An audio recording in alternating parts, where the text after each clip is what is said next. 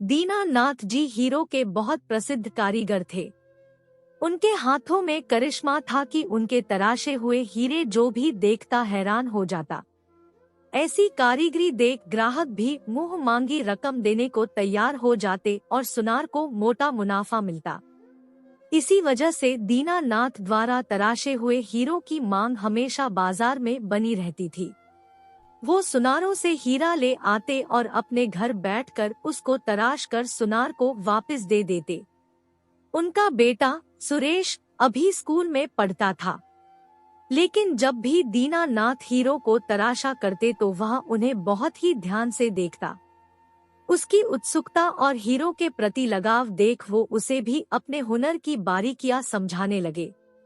कभी कभी तो वो उसे एक छोटा सा हीरा दे देते और कहते कि जैसा मैंने समझाया उसी तरह से तुम भी तराश के दिखाओ।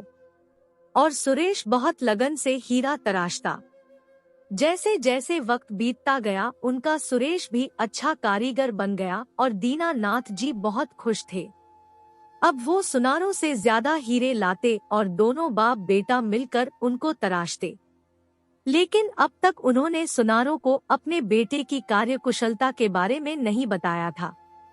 एक दिन अचानक दिल का दौरा पड़ने से दीनानाथ जी की मौत हो गई।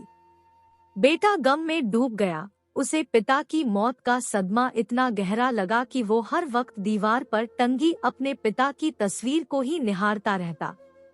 जब से दीनानाथ जी का देहांत हुआ था तब से घर में कमाई का एक पैसा भी नहीं आया था। घर में दाल रोटी खत्म होने की नौबत आ गई थी। तब माँ ने उसे सुनारों के पास जा कुछ काम मांगने को कहा ताकि घर का खर्चा तो चल सके। और कोई चारा न देख उसने अपने को संभाला और बाजार निकल पड़ा। दीनानाथ के चले जाने के बाद सुनारों ने हीरो की तराशी का काम दूसरे कारीगरों को देना शुरू कर दिया था। कुछ सुनारों ने तो सीधा यह कहकर टाल दिया कि जब काम होगा बुला लेंगे, और कुछ ने अभी कोई काम नहीं है कहकर उसे चलता किया। थक हार कर बेचारा घर वापस आ गया। घर के हालात अच्छे ना होने की वजह से उसने कहीं नौकरी करने की भी सोची, लेकिन फिर ये सोच कि उसे तो हीरो के अलावा कुछ आता ही नहीं, वो मायूस हो गया। कुछ दिन ही बीते थे कि एक दिन एक आदमी उनके घर आया। उसे मालूम ही नहीं था कि दीनानाथ का तो देहांत हो गया था। ये सुन उसे बहुत दुख हुआ और वो जब चलने को हुआ तो सुरेश ने पूछा, क्या कोई काम था?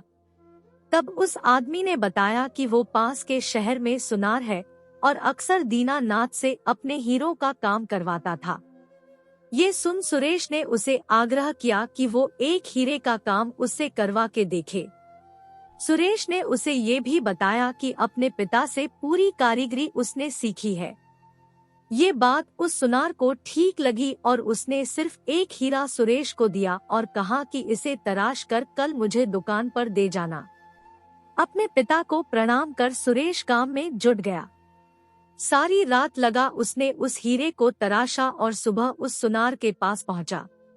उस हीरे को देखते हुए उस सुनार के मुंह से सिर्फ एक ही बात निकली, कौन कहता है दीनानाथ जी नहीं रहे? दीनानाथ तो मेरे सामने खड़े हैं सुरेश के रूप में। यह तो अपने पिता की ही परछाई है। ये सुन सुरेश की आंखों में आंसू आ गए। ये कहानी हमें यह बतलाती है कि अपने हुनर को पहचानो। जीवन में आगे बढ़ने के लिए परिश्रम करो और अपने काम को लगन से करो, तभी सफलता तुम्हारे कदम चूमेगी।